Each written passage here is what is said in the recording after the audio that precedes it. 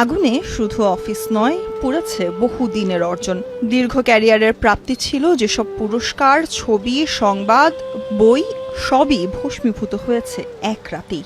স্বপ্ন হয়েছে ধূলিসাৎ, আবার কবে ঘুরে দাঁড়ানো সম্ভব তাও জানা নেই। এ এক অলীক অনিশ্চয়তায় ডুবেছে দেশের শীর্ষ জাতীয় দুইটি পত্রিকা। আমার ওখানে ওই যে আমাদের ক্যামেরা, লেন্স, আনুষঙ্গিক সব কিছু মিলে প্রায় আমার একটা সাংবাদিকের ডয়ারে প্রায় ধরো না 25 থেকে 30 লাখ টাকার জিনিস থাকে। আমার সব স্মৃতি, আমার যে এত বছরের কেরিয়ারে যে ছবি তোলা, আমার যে 4-5টা হার্ড ড্রাইভ, তারপরে হচ্ছে আমার পাসপোর্ট। আসসালামু আলাইকুম রহমতুল্লাহ। সুপ্রিয় দর্শক, প্রথম আলো ডেইলি স্টার পুড়ে ফেলাতে সবচাইতে বেশি কষ্ট পেয়েছে মির্জা ফখরুল, সবচাইতে বেশি কান্না করেছে মির্জা ফখরুল, প্রতিবাদ জানাইছে মির্জা ফখরুল। এর আগেও প্রথম আলো ডেইলি স্টার যখন শেখ হাসিনা পালিয়ে যাওয়ার পর যখন ভাঙতে গিয়েছিল, তখন কিন্তু এই ওয়াকার আর ফখরুল মিলে বাধা দিয়ে তখন ভাঙতে দেয়নি। কিন্তু এবার আর পারেনি। এবার যেহেতু হাদির মৃত্যু হয়ে গেছে, এবার আর পারেনি। রাতের মধ্যে এই দুটা ফিনিশ করে দেওয়া হয়েছে। এখন মির্জা ফখরুলের কলিজায় আঘাত লেগেছে, আগুন জ্বলতেছে কলিজায়।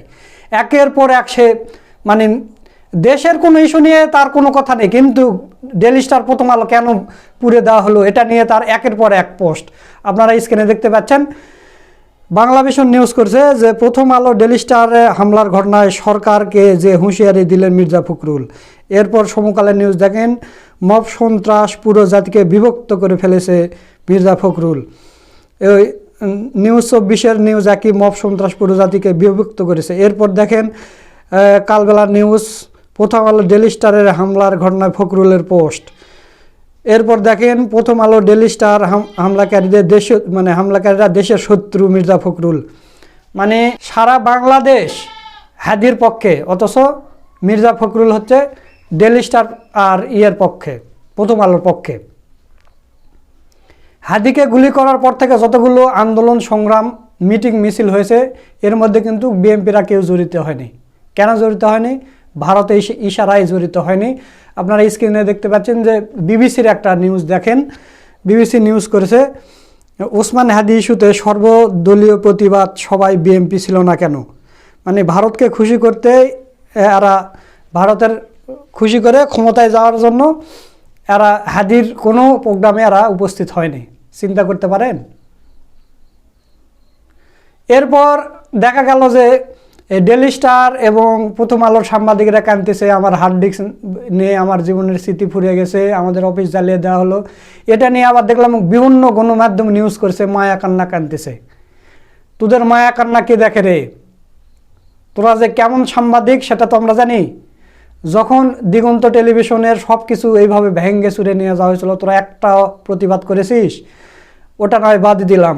2019 সালে এইরকম ডিসেম্বর মাসেই দৈনিক সংগ্রামের পত্রিকার অফিসে ভাঙচুর করে একজন বয়োবৃদ্ধ সাংবাদিক আবুল আসাদকে তোরা হেনস্থা করেছিস। বৃদ্ধ মানুষ, সাইমুম সিরিজের লেখক।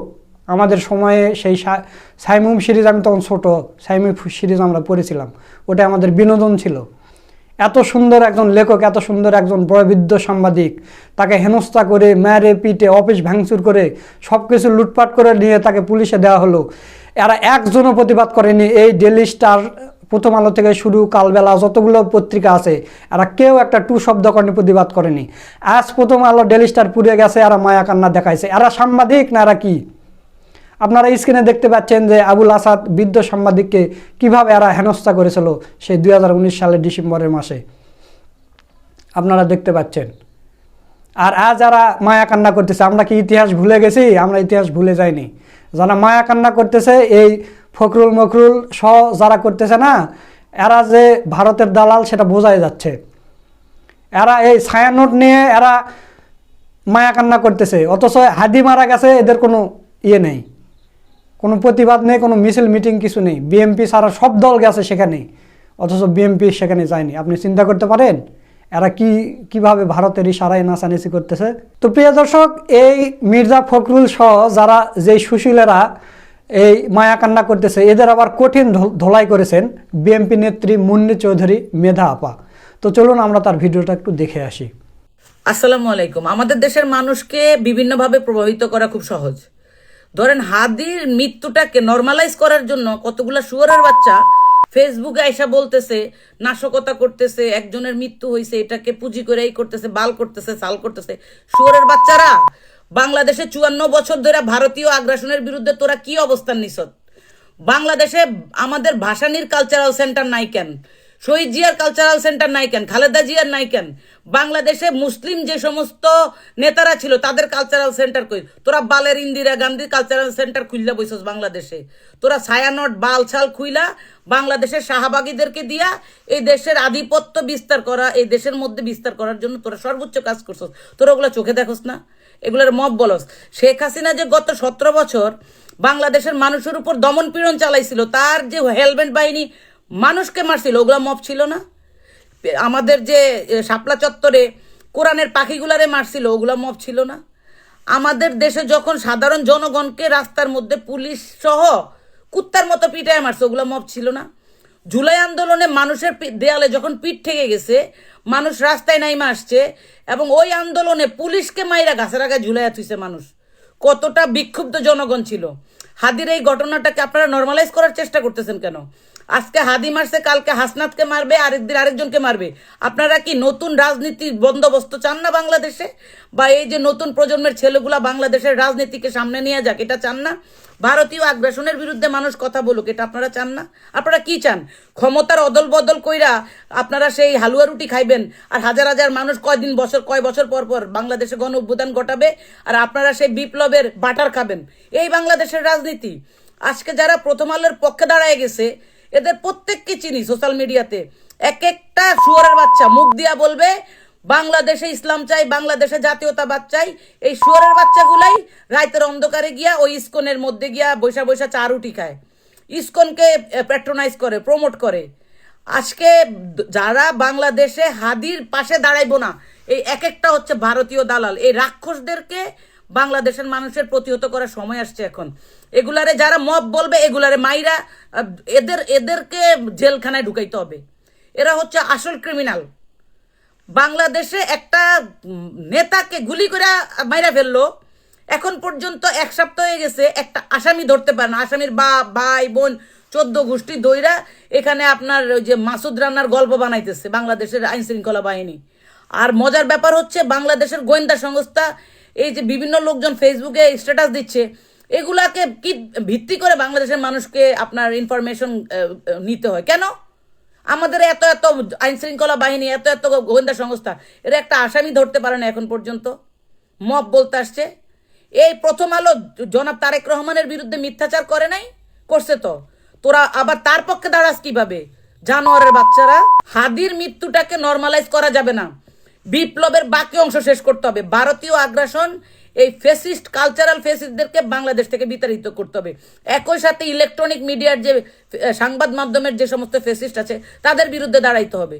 আপনি রাজনীতি করার জন্য শুধু রাজনীতি না, এদেশের সার্বভৌমত্ব, এদেশের মাটি, এদেশের গণতন্ত্র, এদেশের জাতীয়তাবাদ, ইসলামী মূল্যবোধ এখন কথা বলে। এদের পক্ষে থাকতে হবে আমাদেরকে। আমরা কোনো লেজুর ভিত্তিক রাজনীতির পক্ষে থাকবো না। এটাই আমাদের ইমানি পরীক্ষা। ধন্যবাদ সবাইকে, ভালো থাকবেন। সুপ্রিয় দর্শক, আপনারা মুন্নি চৌধুরী মেধা আপার ভিডিওটা দেখলেন, তো ধোলাইটা কেমন লেগেছে তা অবশ্যই কমেন্ট করে জানিয়ে দিবেন। আর আমি আরেকটা ফটো দেখাচ্ছি আপনাদের স্ক্রিনে। দেখেন যে প্রতিষ্ঠাকালের পর থেকে প্রথম আলোর অফিসে এই প্রথম মনে হয় আলো জ্বলেছে। অনেকে এই ধরনের লেখা লিখতেছে। এই প্রথম আলো ডেইলি স্টার যা ক্ষতি করেছে, বাংলাদেশের যা ক্ষতি করেছে, এই ভারতের মানে কথা মতো সে চলে। সে বাংলাদেশের পক্ষের লোক নয়, ভারতের লোক। এরা সব কিছু ভারতের হয়ে কাজ করে। আজকে এদের পত্রিকা কিন্তু বের হয়নি, যা ছাপা পত্রিকা যেটা সেটা বের হয়নি। রাতের মধ্যে জয় বাংলা করে দেওয়া হয়েছে। আলহামদুলিল্লাহ, আলহামদুলিল্লাহ, আল্লাহর কাছে লাখ লাখ কোটি কোটি শুকরিয়া। আর বাংলাদেশে যেন এরা কোনো অফিস খুলতে না পারে, এই দোয়া করি এবং আপনারা সেই পদক্ষেপ নেবেন। আর বাংলাদেশে যারা চাকরি করতেছে ৭৬,০০০ না কত যেন ভারতীয় নাগরিক, তাদেরকে যেন অতি দ্রুত এদের বরখাস্ত করে তাদের দেশে পাঠিয়ে দেওয়া হয়। আমাদের দেশে কাজ করে ওরা টাকা নিয়ে যাবে, আর আমাদের দেশ থেকে এক একটা খুন করে ওই ভারতে গিয়ে আশ্রয় নেবে। ভারত কি খুনিদের আশ্রয়দাতা হয়ে গেছে নাকি? যত খারাপ লোক সব ভারতে আর আশ্রয় দিচ্ছে। হাসিনাকে আশ্রয় দিচ্ছে, ছাত্রলীগকে আশ্রয়, আওয়ামী লীগের সব নেতাকর্মীদের আশ্রয় দিচ্ছে। ভারত কি এখন হচ্ছে কি বলে খুনিদের আশ্রয়খানা হয়ে গেছে নাকি? হাদির খুনিকে ফেরত দিতে হবে, হাসিনাকে ফেরত দিতে হবে। তাছাড়া ভারতের সাথে কোনো বন্ধুত্ব নেই, কোনো লেনদেন নেই, কিছু নেই। সব কিছু বন্ধ করে দিতে হবে। এবং ভারতের যে ল্যাস পেন্সারগুলো ছিল তাদেরও 2টা জয় বাংলা হয়ে গেছে, ইনশাল্লাহ আরও হবে। আপনারা সবাই দোয়া করবেন।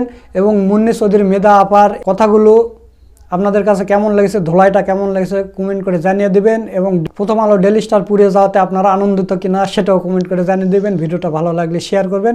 সকলকে ধন্যবাদ। আসসালামু আলাইকুম ওয়া রাহমাতুল্লাহ।